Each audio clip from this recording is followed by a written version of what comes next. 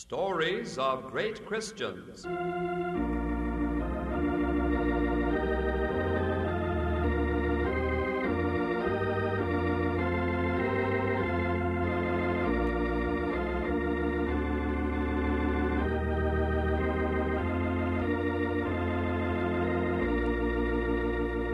From its radio studios in Chicago, the Moody Bible Institute greets its friends everywhere with Chapter 9 in the transcribed story of Peter Marshall, Chaplain of the United States Senate. This story is based on Catherine Marshall's biography, A Man Called Peter, published by the McGraw-Hill Book Company.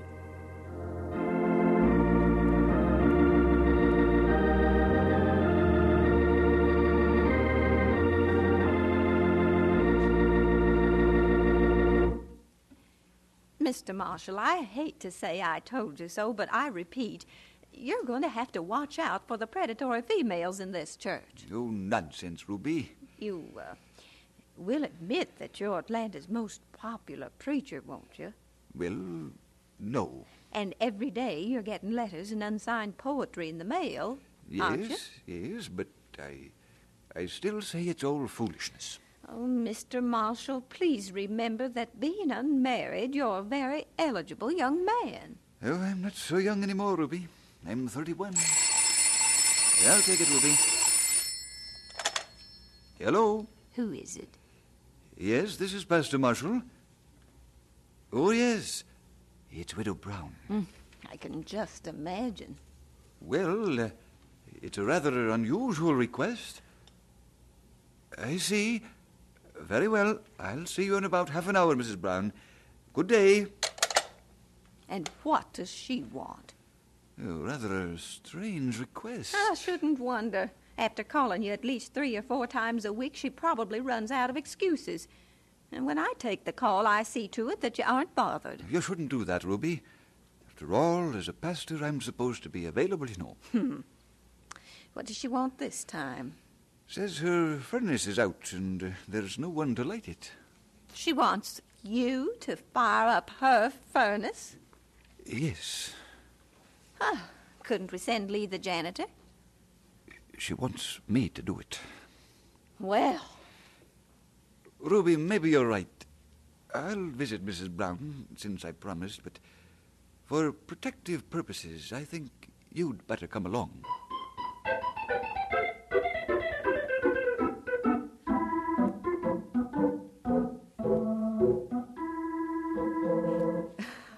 Perhaps you think this isn't a real problem to a young minister.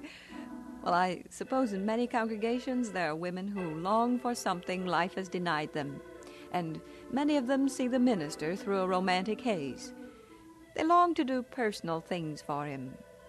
His robes must be mended, flowers must be put in his buttonhole and on his desk, fresh water must be kept at his elbow. Cards, notes, and presents, sometimes very elaborate presents, appear mysteriously in the church office. And the lady has a problem a week, mostly something vaguely theological that only the minister can understand. Peter once referred to this in a sermon to preachers. Here is a very real danger which certainly ought to be stressed in seminary more than it is. Certain types of women will not only weary you with their problems, real and imaginary, but will often sorely try your patience and Christian grace. You are caught in a dilemma. If you are short and abrupt with them, they can accuse you of being unsympathetic. If you are courteous, they will take that as an encouragement and make life miserable for you in many feminine ways. As a result, young ministers, especially if they are bachelors, sometimes find it difficult to maintain a proper balance in their social relationships. And it is good to recognize the dangers beforehand. This was not egotism in Peter. He only saw it as an existing problem. Of course, a sense of humor helps. But how often the people whom the pastor would most humanly like to avoid are the ones who most need help. If Christ cannot help them, who can? And what are pastors for, except to lead the flock to Christ for sanity and balance and healing?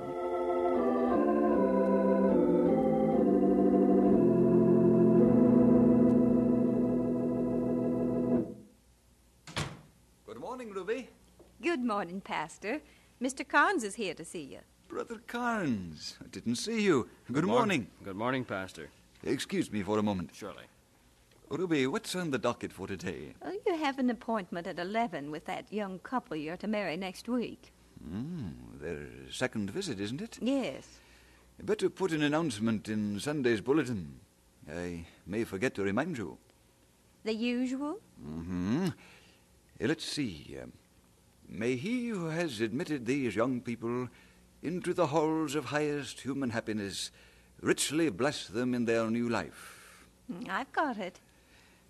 Now, what can I do for you, Brother Carnes? No, just routine business. I like to talk over the budget. No, sure. Pastor, what do you call that thing you do with words, having them all begin with the same letter? Oh, alliteration. Alliteration, huh? Halls of highest human happiness. You know, you did that last Sunday, too. Last Sunday? On modern preaching? Oh, yes. So much of our modern preaching consists of platitudes, polite and perfumed philosophies, pacifistic palaver, puerile palpitations, paltry paraphrases, and so on. That's it, all right. Say, Pastor, can I pull your leg for a minute? Sure, go ahead. Last Tuesday night at the men's banquet in the basement, I jotted down part of your prayer. Kind of mixed your metaphors a bit, didn't you? Did I? Not Mr. Marshall. Yes. This was it. O Lord, open the casement windows of our souls so that the fresh winds of Galilee may blow in and recharge our spiritual batteries. Why, I never prayed that. You did? Ruby, what do you think? Well, I wasn't there, of course, it being a men's meeting, but I think it's quite possible. Score one for Ruby. She's been keeping me humble. Always setting me right on my descriptions and figures of speech. Pastor, you keep on preaching the way you are. You make us feel what you're talking about, and that's the main thing. Brother Carnes, this is off the subject, but I've wanted to ask you. You ushered last Sunday, didn't you? Yes. Do you remember two young girls who sat 2 rows from the back on the right side? Uh-oh. There was one girl who's been to the church several times. A very pretty girl. I can't say as I remember, Pastor. Why? Oh, nothing. I just wondered who she was, that's all.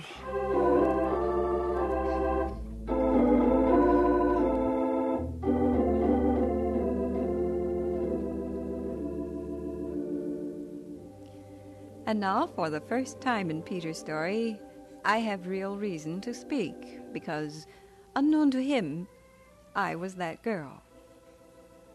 I was 20 and allergic to figures. Unfortunately, the required college algebra had figures, lots of them.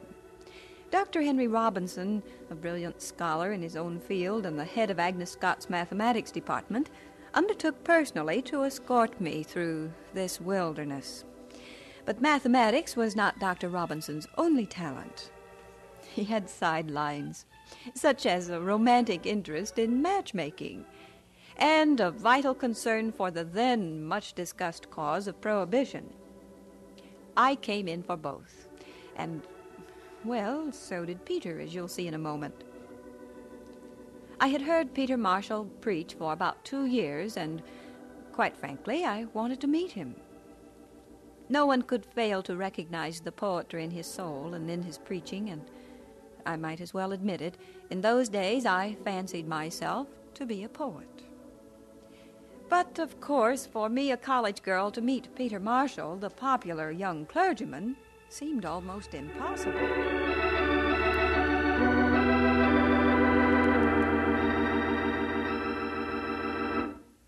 Sit down, Dr. Robinson. Thank you. I know you're very busy, Dr. Marshall, and I won't stay very long. Incidentally, congratulations on your doctorate. Oh, thank you. I'll make my visit brief. You know my interest in prohibition. Yes, I do. Well, I've scheduled a meeting in a small village about 20 miles north of here. It'll be a very small meeting, but It's in a county where there's to be a local referendum shortly. You mean the people will vote on whether to remain wet or dry? That's right. So it's an important meeting. I wonder if I could impose upon you to assist in a round-table discussion. Well, if I'm free, I'll be glad to. It's next Friday night. Let me check my date book.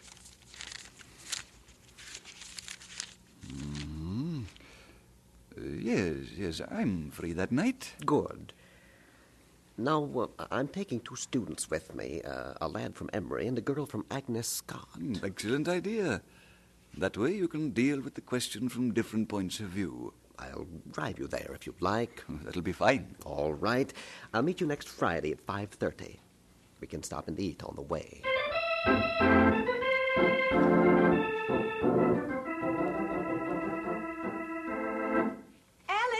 Alice, I have the most wonderful news. Take it easy, Kate. I can hear you. I'm going to meet Peter Marshall. Well, no wonder you're excited. When? Next Friday. Dr. Robinson just told me. Oh, lucky girl.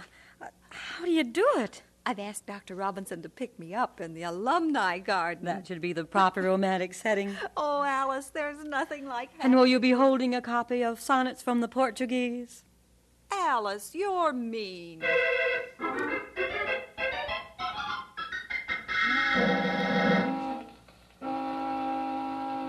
Come on, Catherine. We're late. I'm coming. Oh, I'm sorry I'm late. Now, you sit with Joe Bailey in the back, Catherine. He's from Emory. This is Dr. Marshall with me. How do you do? How do you do, Miss Wood?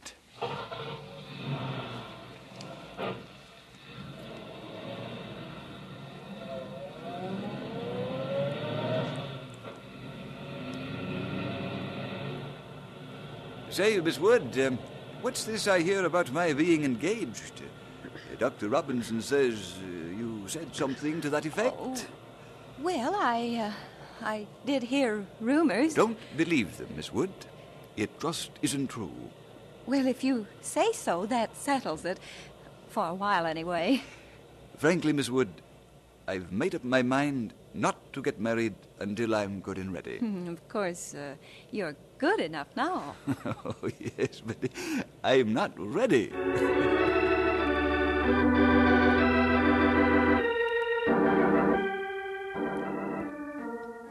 It was a very good meeting, didn't you think, Mr. Marshall? Yes, Miss Wood, they were fine people. Miss Wood, I'm wondering if I could see you again this week. May I?